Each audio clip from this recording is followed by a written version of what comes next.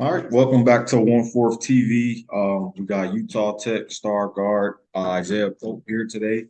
How you feeling today, bro? Feeling good, man. Just had a little practice. Nothing crazy. Got some food. Just chilling. Yeah.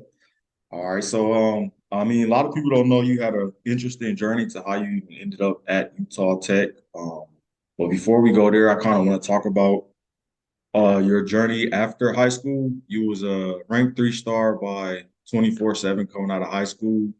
What was your recruitment like? Honestly, my recruitment was pretty low coming out of high school. I played for a really elite travel club, Compton Magic, and we had a lot of good guys on that team.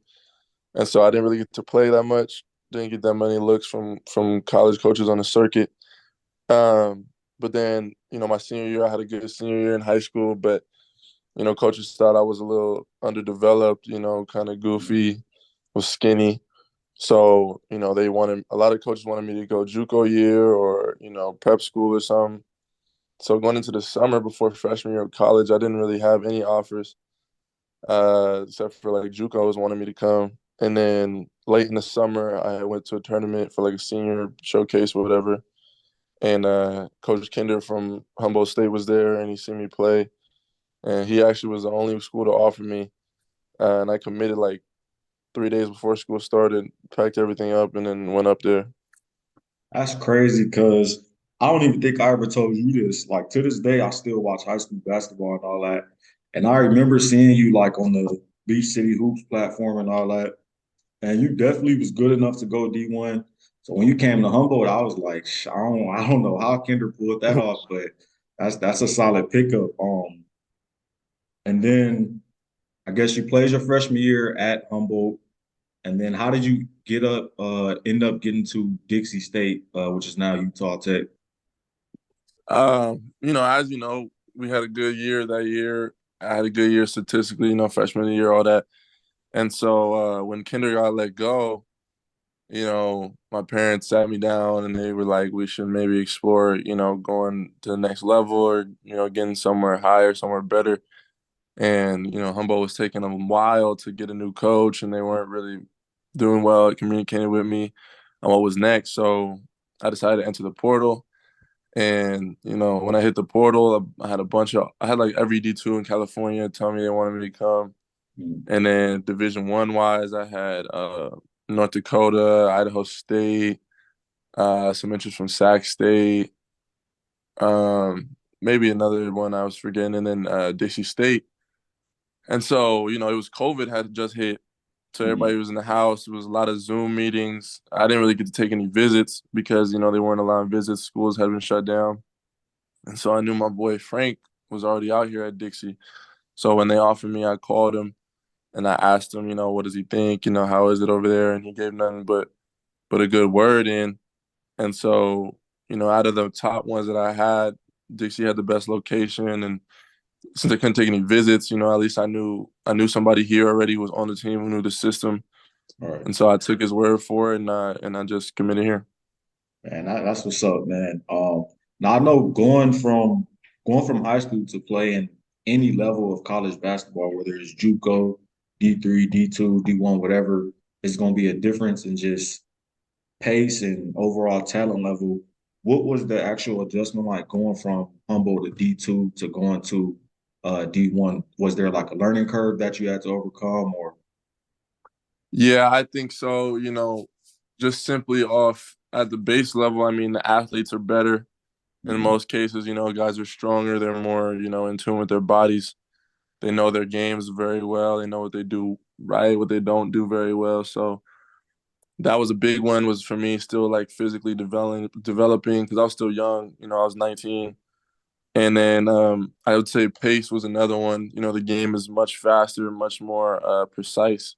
At the D1 level, the coaches are really big on running things the right way and timing and stuff like that. So it took me a minute to get used to that, but once I figured it out, the game starts to come slower and you see plays and you make reads and stuff like that. But I would say those two things were the biggest adjustment for me. heck yeah, and you could tell you look a lot more comfortable this year. really having a breakout year. You averaging about 13 right now.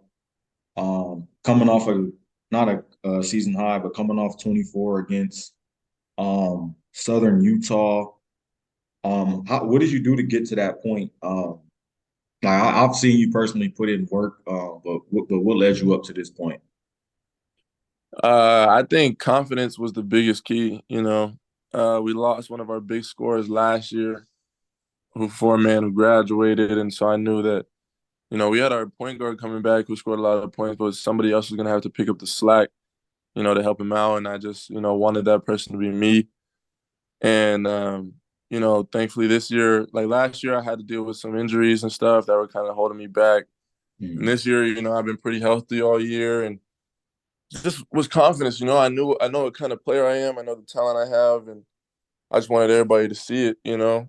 So I think it's just believing in myself and going out there and making the plays that I know I can make.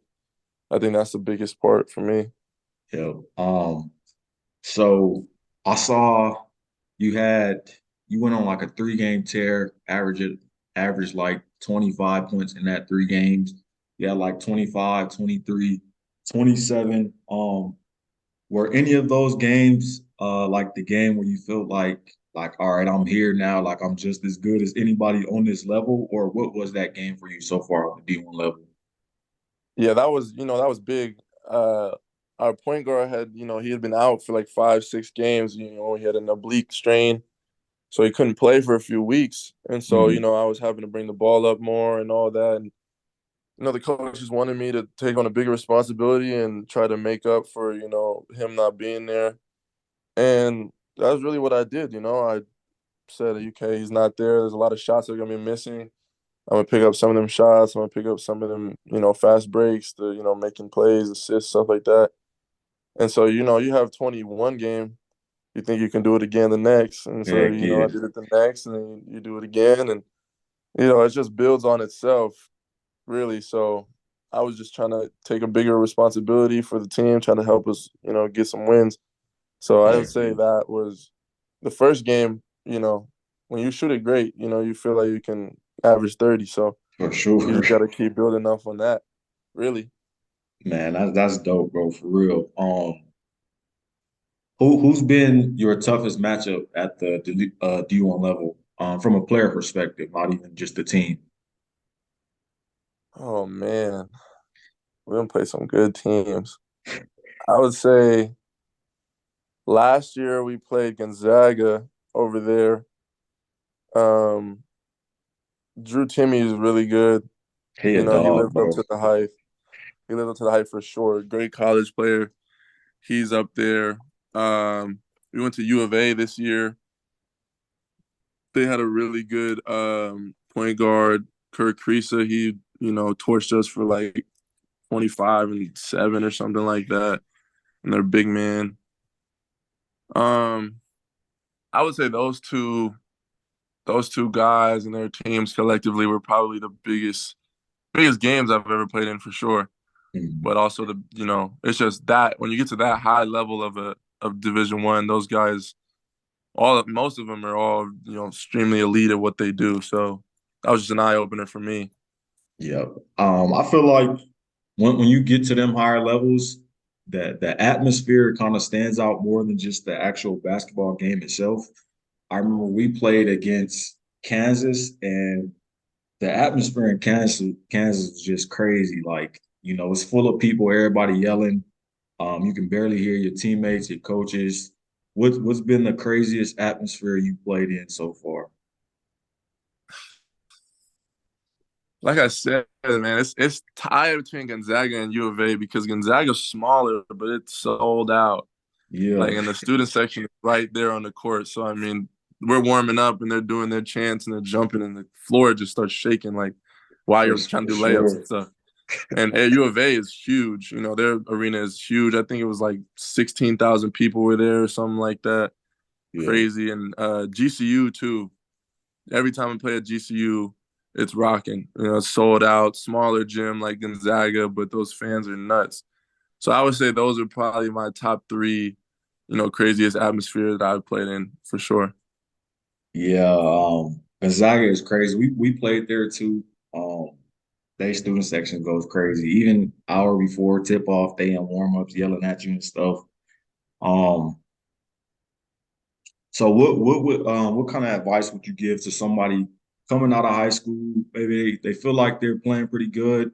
They don't have the recruitment that they're looking for. What advice would you give to them as far as just to keep moving forward? It's just work, you know. I mean, at the end of the day, you gotta take it one day at a time. You can't compare yourself to other people, what they got going on, you know, what situations they're in. You gotta just focus on yourself and believe that, you know, you're gonna end up where you're supposed to end up. Because, you know, that's really all you can control is what you do, how you work, your mindset. And, you know, you just have to hope and pray everything else figures itself out.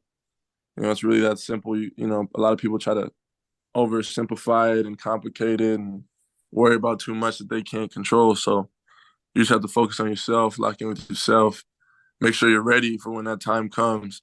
Because, you know, a lot of times the times come and people aren't ready and they miss out. So last thing you want to be is not ready. Heck yeah, man, that's always important. I know, like you said, COVID hit since you've been in college. Has it has it affected you at all, or do you think like it's giving you more time to just work on your game and prep yourself to go to the next level?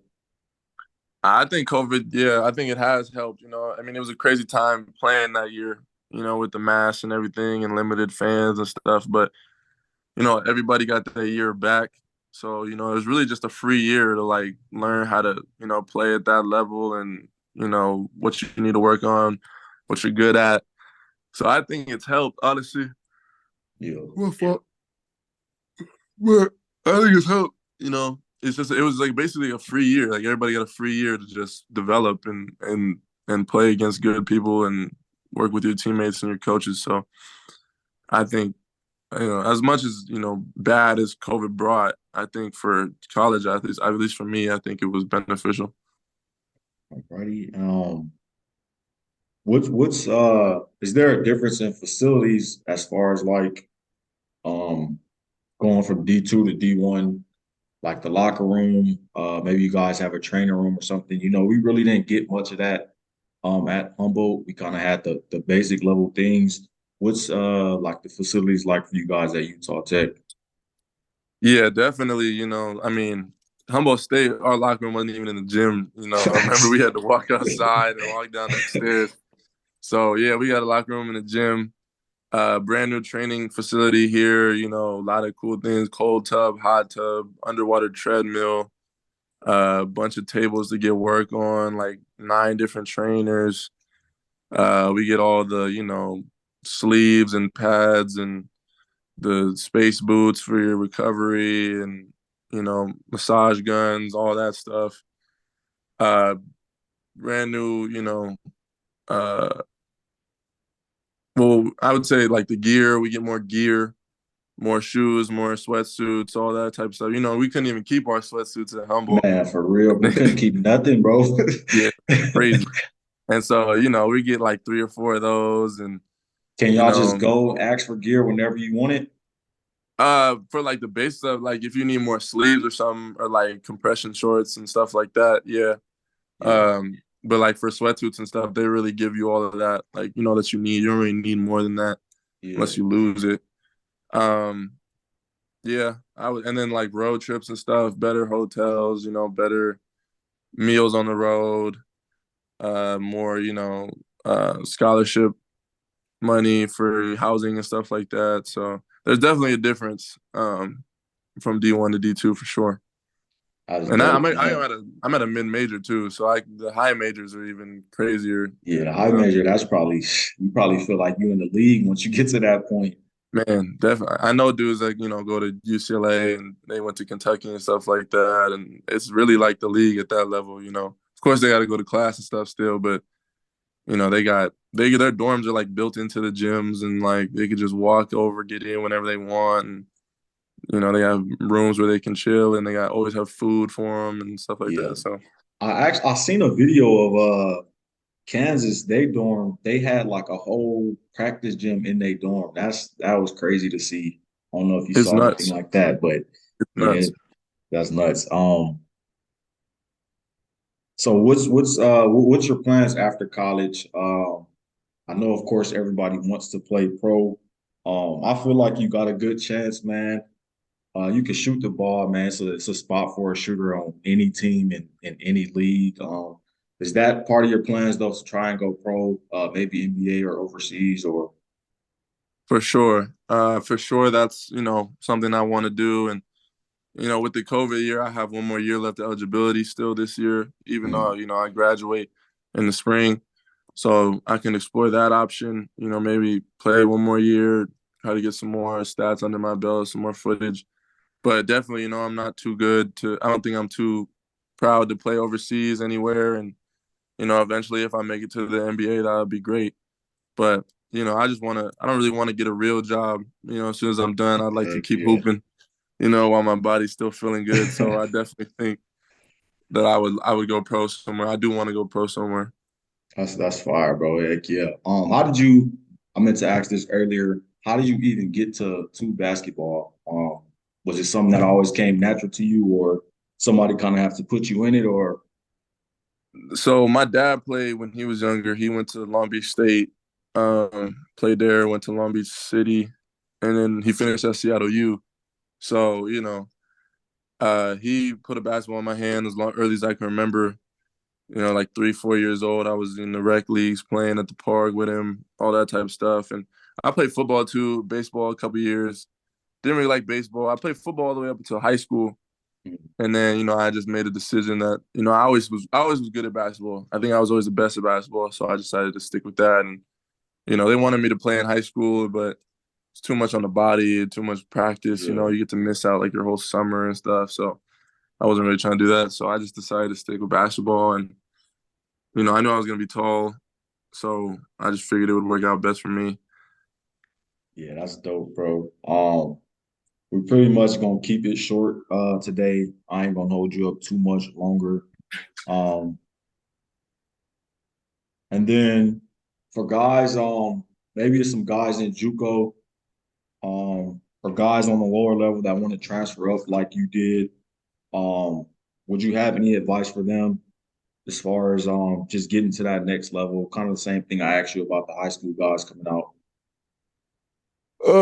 You gotta know your role. You gotta pick one or two things that you're really good at and perfect those. Because coaches are looking to fill spots at this level. Not everybody's gonna be a star. Not everybody's gonna play 35 minutes, touch the ball every time down. Like you gotta get in where you fit in. So, if you're really good at rebounding and defense, then you just focus on rebounding and defense. A lot of people think coaches look just at stats, but all these coaches they watch your film. From every game they watch every aspect. So you have to just learn what you're good at and try to perfect what you're good at.